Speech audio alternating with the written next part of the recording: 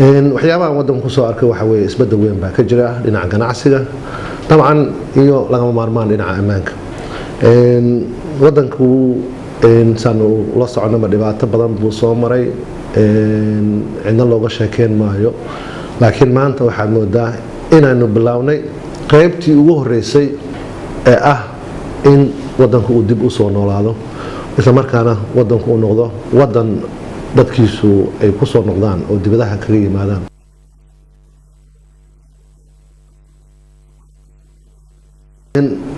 waxaanu habeynay dhammaanba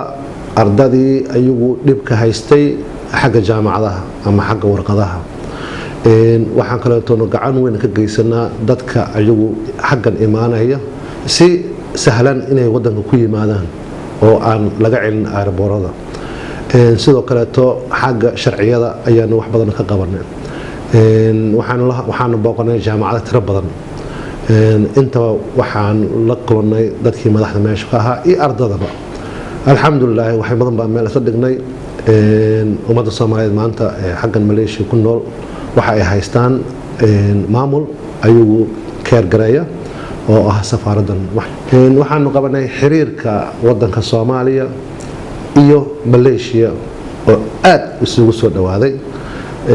sharar badan baan la yeelanay dawladda Malaysia iyo wixii ay ka qaban karaan ama gacan ay ka geysan karaan dib u habeynta iyo dib u dhiska Soomaaliya intaana wax badan baa meel isla dhignay insha Allah